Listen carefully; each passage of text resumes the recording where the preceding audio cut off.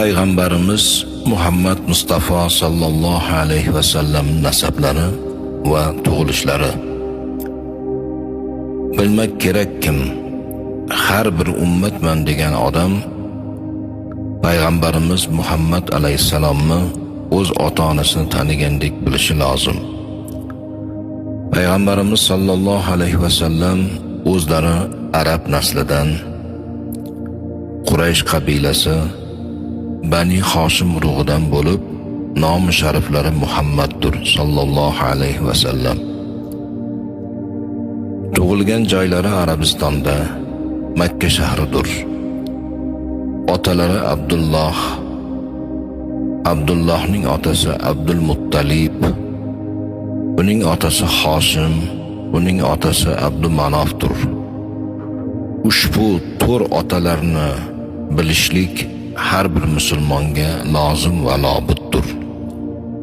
11 otalari Quraysh, 21 otalari Adnodir. Payg'ambarimizni yuqorigi otalari Ibrohim Halilulloh, onalarining ismlari Ominadir. Payg'ambarimiz Muhammad Mustafa sallallohu alayhi va sallam ota-onadan yolg'iz tug'ilgan to'ng'ich o'g'ildirlar. Chunki payg'ambarimiz ona qornida 2 oylik bo'lgan chog'larida otalari Abdulloh Shom safariga ketayotib Madina shahrida vafot topdilar. Yoshlari 30 ga yetmagan edi. Payg'ambarimiz sallallohu alayhi va sallam Hazrati Isa alayhisalomdan 571 yil keyin tug'ilgan ekanlar.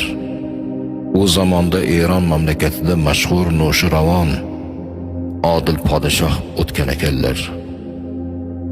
Odil podshoh zamonida tug'ildim degan so'zlari Mavridur. Rabbil avval oyining 12-si dushanba kechasi sahar vaqtida dunyoga keldilar. Ona qornida yotishlari, onadan tug'ilishlari boshqa bolalardek bo'lgani yo'q. Chunki onalari Omina og'ir bo'y xotinlardek qursoq og'irliklarni sezmadilar. Dard, alamlarni boshdan kechirganlari yo'q. To'lg'oq azoblarni ko'rganlari yo'q. Yukli xotinlarga bo'ladigan badan og'irchiliklarni hech bilganlari yo'q.